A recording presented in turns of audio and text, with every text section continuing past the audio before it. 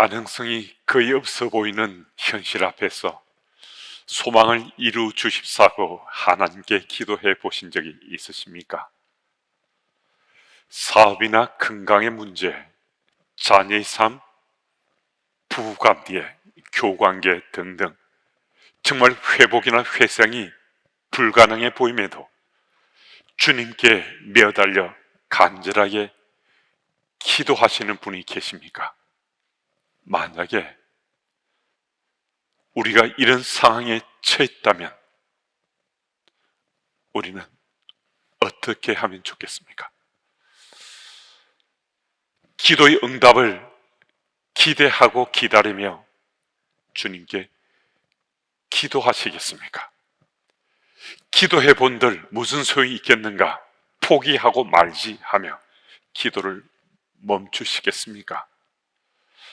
오늘 본문에서 느헤미야의 기도를 통해서 우리가 묻고 싶은 이 질문에 대한 답을 함께 찾고자 합니다. 본문 1장 1절 후반부와 1장 4절 말씀을 제가 읽습니다. 아닥사스다 왕 제20년 기슬러울에 내가 수상공이 있는데 내가 이 말을 듣고 앉아서 울고 수일 동안 슬퍼하며 하늘의 하나님 앞에 금식하며 기도하여, 또 오늘 보면 2장 1절 말씀도 읽습니다. 아닥사스다 왕 제20년 니산월에 왕 앞에 포도주가 있기로 내가 그 포도주를 왕에게 드렸는데 이전에는 내가 왕 앞에서 수심이 없었더니, 기슬러울에 시작한 느헤미야의 기도가 니산월이 되었는데도 계속해서 이어지고 있습니다. 그러니까 유대 종교적으로 본다면 기슬러울인 9월에 기도를 시작했는데 지금 니산월인 1월이 되었는데도 계속 느헤미야가 똑같은 기도 제목으로 하나님 앞에 간절히 구하고 있습니다. 그런데 이 구절에서 우리가 가진 한 가지 의문은, 느헤미야가 하나님으로부터 팔레스타인의 소식을 듣게 되었을 때 기도하는 그때가 기슬러울인 9월이었는데 그때 아닥사스다 왕 20년이라고 기록하고 있습니다. 그래서 계속해서 기도하고 있는 이 타임은 니산월이라고 그러면 해가 바뀌고 나서 1월이 되었는데 여전히 아닥사스다 왕 20년이라고 기록하고 있습니다. 분명히 21년이라 해야 맞는 거잖아요. 그 까닭은 느헤미야가 지금 왕의 제2기간을 카운트하는 계산이 그 당시 유대 민간력을 따랐기 때문입니다. 유대 민간력에 따르면 기슬러울은 5월이나 6월, 니산월은 9월이나 10월에 해당되기에 동일한 해로 본 것입니다. 느헤미야가 지금 4개월째 하나님께 계속 기도하고 있지만 아닥사스다 왕이 느헤미야를 팔레스타인으로 보내서 자신의 동족의 아픔과 고통을 덜해주고 그것을 이겨내도록 해주리라는 그런 가능성은 거의 없어 보입니다. 그러면서 느헤미야는 하나님께 간절히 기도하고 있습니다. 그래서 어떤 가능성이 보여지면 더 적극적으로, 더 열심을 경주하며 기도할 것 같은데, 느헤미야가 기도하는 이 현장은 우리가 보더라도 이 아닥사스다의 왕이 마음이 바뀔 가능성 거의 0%에 가깝게 생각되거든요. 술 맡은 관원은 오늘날 대통령 비서실장에 그 해당되는 관직이라 볼 수 있는데, 왕이 자신의 비서실장이 자리를 비우고 이방 민족의 문제를 해결하는 해결사로 팔레스타인을 보낸다. 이건 거의 가능치 못한 일이잖아요. 바벨론에서 예루살렘까지 거리가 약 1400km 정도 된다고 합니다.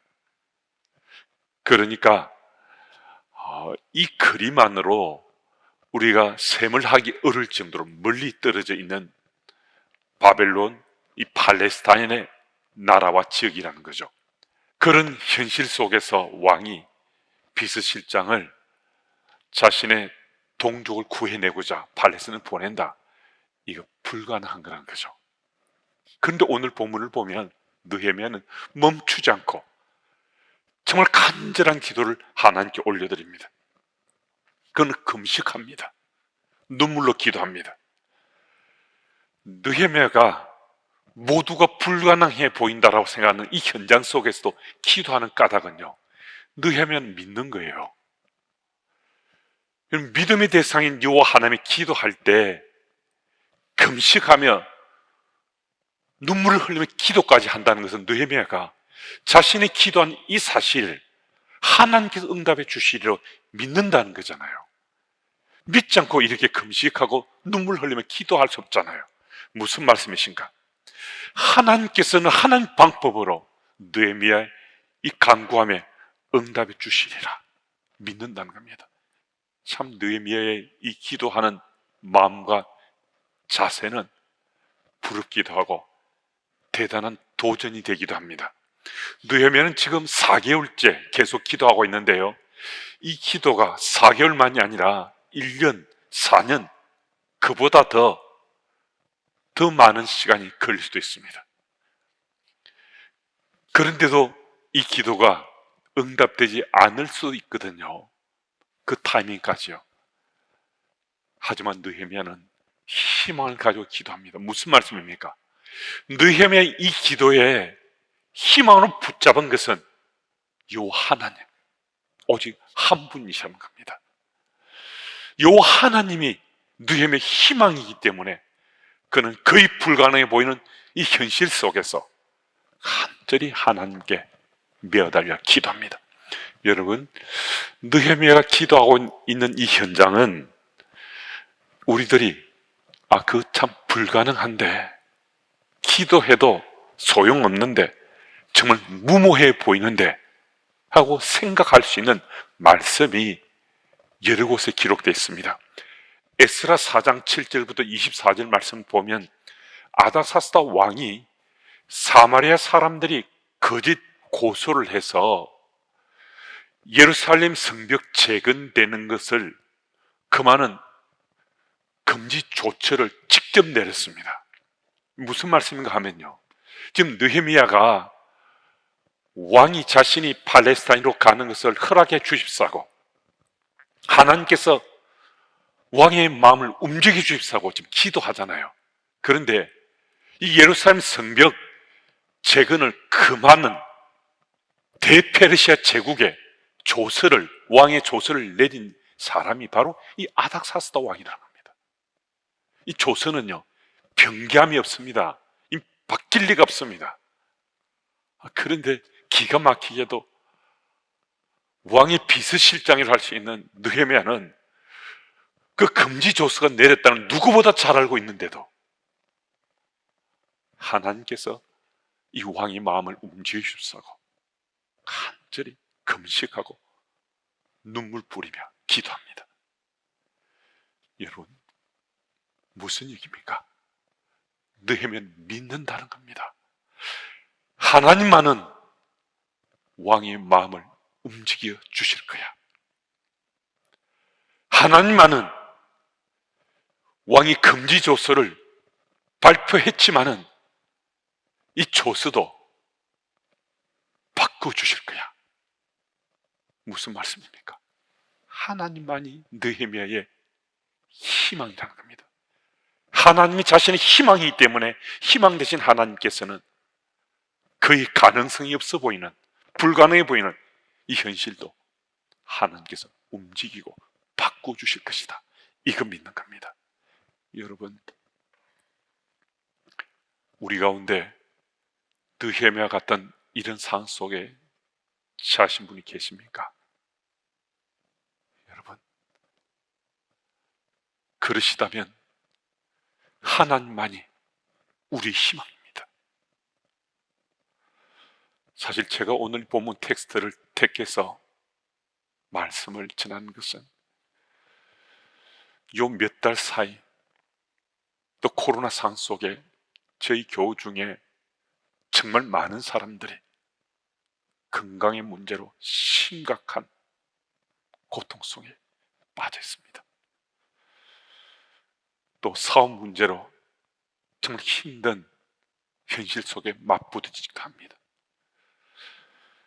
제가 교우들이 그런 이야기를 들으면서 새벽에 기도할 때 기도의 이 벽이 너무 힘겹게 여기시는 거예요. 의술로는 불가능하다는 이야기를 지금 진단받았지만 소망 가지고 기도하고 있는 거예요. 그럼 저는 어떻게 해야 됩니까? 그 사실을 잘 아는 우리는 어떻게 해야 됩니까? 우리 희망은 하나님밖에 없는 거죠. 제가 무슨 능력이 있습니까? 제가 무슨 힘을 가졌습니까? 저는 하나님만을 희망으로 붙잡고 우리 교우들의 삶을 하나님께 올려드리며 기도하는 거죠. 그래서 이 느헤미야의 기도가 제 가슴을 정말 깊이 타치하고 울려주는 겁니다. 여러분, 우리가 하나님의 희망이 되심을 믿고 기도하면요, 그 희망 대신 하나님은 우리 생각이나 우리 경험치나 우리 판단을 뛰어넘던, 어쩌면 거의 불가능해 보이는 그 현실까지도 놀랍게 변화시켜서 우리 소망에 응답해 주신 하나님이시라 저는 믿고 있습니다. 그 믿음 가지고 기도하고 있습니다. 여러분, 우리가 그 힘든 현실 속에 맞부딪혀 있다면 하나님을 희망으로 삼고 오늘 또 기도하고 내일 또 기도할 때 느헤미야 같은 이런 놀라운 응답을 받을 수 있습니다. 4절 말씀 우리 한번 같이 한번 읽어볼까요? 4절입니다. 왕이 내게 이르시되 그러면 내가 무엇을 원하느냐 하시기로 내가 곧 하늘의 하나님께 묵도하고. 한번 보십시오. 불가능해 보이는 현실 속에서 느헤미야 기도했는데, 하나님을 희망으로 삼고 기도했는데, 놀랍게도 아닥사스다 왕이 지금 반응하고 있습니다. 무슨 일이 일어난 겁니까? 하나님께서 아닥사스다 왕의 마음을 움직여 주신 거죠. 오늘 보면 2장 8절 말씀처럼 하나님의 선한 손이 느헤미야를 도와주심으로 왕의 마음이 움직이게 된 겁니다. 이 구절에서 우리가 잊지 말고 꼭 기억해야 될 것은, 느헤미야는 하나님의 선한 손이 자신을 도우실 것이다 라고 믿었다는 사실입니다. 아랍연합군과 이스라엘이 6.1 전쟁을 벌일 당시에 이스라엘군을 이끌던 모세 다얀 장군은 세계가 깜짝 놀랄 만한 발표를 했습니다. 다얀은 100배 이상의 아랍 연합군과 자신들이 싸워야 되는데, 이 싸움에서 승리할 수 있는 새로운 무기가 있다고 세상에 발표한 겁니다. 세상 사람들은 틀림없이 원자폭탄이나 수소폭탄보다 더 위력적인 신무기가 개발되었다라고 생각했습니다. 근데 그때 다얀 장군은 우리를 승리케 할 신병기는 시편 121편 말씀이다라고 발표했습니다. 정말 기적처럼, 정말 놀랍게도 100배 이상이 되는 아랍 연합과 싸운 이 전쟁에서, 6.1 전쟁에서 이스라엘이 대승을 거두었습니다. 무슨 일이 일어난 겁니까? 어떤 일이 벌어진 겁니까? 다얀 장군은 이 6.1 전쟁에서 하나님의 선한 손의 역사로 현실은 불가능해 보이지만 승리할 것이다, 이 믿음을 가졌습니다. 하나님을 희망으로 삼고 주께 부르짖었는데 하나님이 놀랍게 역사하신 겁니다. 우리 시편 121편 1절 2절 같이 한번 읽겠습니다. 내가 산을 향하여 눈을 들리라. 나의 도움이 어디서 올까? 나의 도움은 천지를 지으신 여호와에게서로다. 아멘. 이 하나님이 감격스럽게도 바로 여러분과 제 하나님입니다. 거의 불가능해 보이는 현실 앞에서 기도하시는 여러분, 바로 우리 하나님이 이 여호와 하나님이십니다. 이 하나님께서 선한 손으로 우리를 도와주시리라 꼭 믿으시는 여러분들이 다 되시길 바랍니다. 5절 말씀을 읽습니다. 왕에게 아뢰되 왕이 만일 좋게 여기시고 종이 왕의 목전에서 은혜를 얻으사오면 나를 유다 땅 나의 조상들의 묘실이 있는 성읍에 보내어 그 성을 건축하게 하옵소서 하였는데, 앞에서 살펴본 것처럼 느헤미야는 아닥사스 왕으로부터 그가 기다리던 결정적인 질문을 받습니다. 너희가 원하는 것이 무엇이냐? 무엇을 원하느냐? 느헤미야는 마음속에 품고 있었던 기도 제목을 내어놓습니다. 자신의 소망을 내어놓습니다. 나를 유다 땅 나의 조상들의 묘실이 있는 성읍에 보내어 그 성을 건축하게 하옵소서. 또 6절 말씀을 보면 아닥사스도 왕이 느헤미야의 이 말을 듣고 그러면 어느 때 돌아오겠느냐? 여러분 한번 보십시오.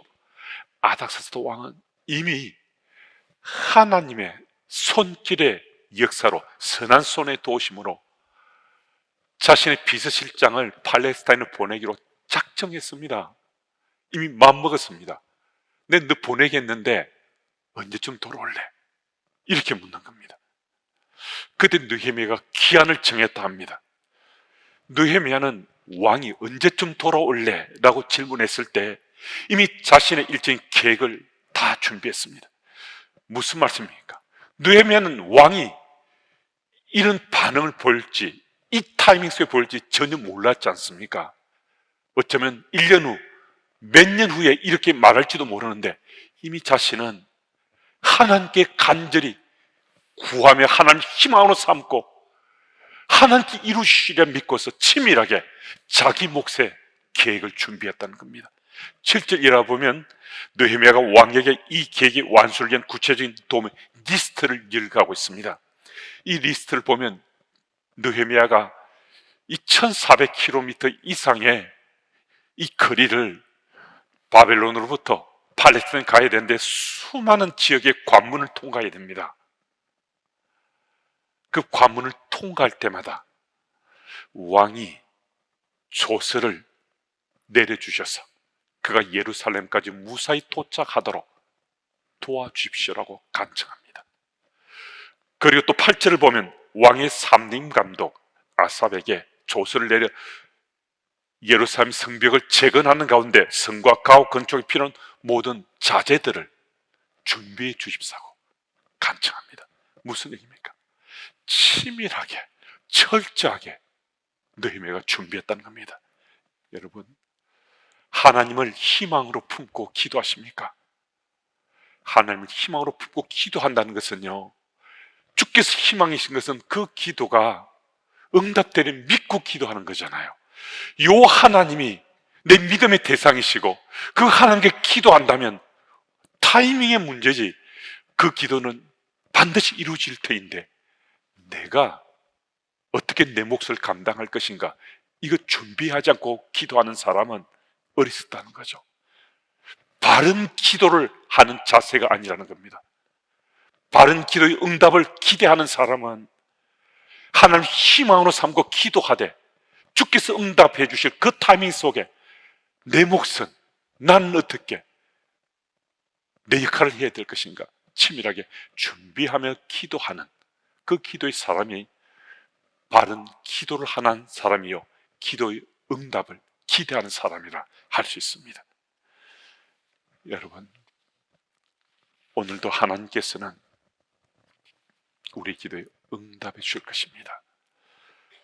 그리하다면 우리는 그 다음은 기도하며 기회를 찾아야 됩니다.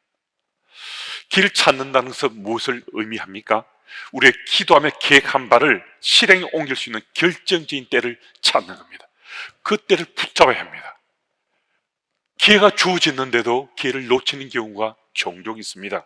2절 말씀을 보면 느헤미야의 수심이 찬 얼굴을 보고 왕이 무슨 일이 있느냐라고 묻습니다. 드디어 기회가 온 것입니다. 느헤미야는 이 기회를 놓치지 않습니다. 3절 말씀을 제가 읽습니다. 왕께 대답하되 왕은 만세수를 하옵소서. 내 조상들의 묘실에 있는 성읍이 이제까지 황폐하고 성문이 불타사오니 내가 어찌 얼굴에 수심이 없사오리까 하니. 느헤미야 이 말을 듣고서 왕이 물은 거잖아요. 내가 원하는 것이 무엇이냐. 느헤미야는 그때 기회를 놓지 않고 하나님께 묵도합니다. 하나님께 지금 묵도하는 느헤미야는 얼마나 감사했겠습니까? 감격스럽겠습니까? 이 감사는 기도에 설 수 있습니다. 그리고 결정적인 이 타이밍에 주여 놀라운 일이 일어나게 해 주십시오라고 그 순간 묵도에 설 수 있습니다.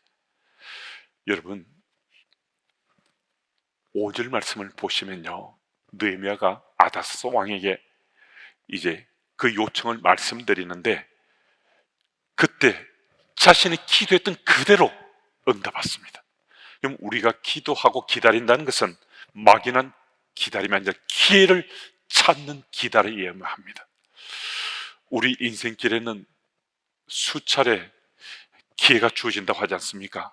근데 그 주어진 그 기회를 놓치고서 이렇게 했으면 더 좋았을 텐데, 저렇게 했으면 더 좋았을 텐데라고 한탄하고 가슴을 칠 때가 종종 있습니다.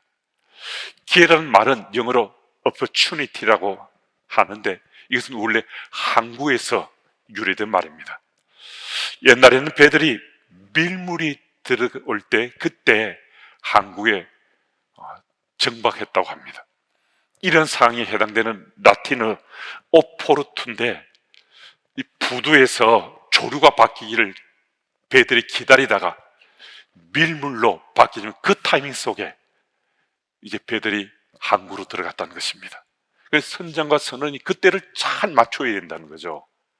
그 기회를 놓지 말아야 됐습니다. 바로 이 오포르투라는 단어에서 opportunity라는 기회라는 영어 단어가 파생했다는 겁니다. 여러분, 하나님께서 기회를 찾는 우리에게 기회를 허락하십니다. 우리가 주님께 기도하며 기회를 찾을 때 우리 하나님은 우리에게 기회를 주시는 분이십니다. 가장 적절한 타이밍 속에 우리 마음의 소망을 허락해 주셨는데요, 그런 기회가 주었을 때 기회를 놓치지 말고 정말 하나님께 주신 그 기회를 잘 선용해서 우리 마음의 소원들을 응답받을 수 있는 우리들이 되어야 합니다. 가능성이 거의 보이지 않는 현실 속에서 소망을 이루어 주십사고 기도하시는 분이 계십니다. 사업이나 건강의 문제, 자녀의 삶이나 부부관계, 또 교우관계 등 정말 회복에는 회상이 불가능해 보임에도 주님께 메어들어 간절히 기도하시는 분이 우리 가운데 또 계십니다. 무슨 말씀입니까? 이런 기도를 한다는 것은 하나님이 나의 희망이라는 겁니다. 이렇게 죽게 메어 달린다는 것은 요 하나님이 나의 희망이라는 이 고백을 하나님께 올려드립니다. 그 하나님께서는 우리 희망 되시고 우리 간절한 마음의 소원에 응답하시는 것입니다.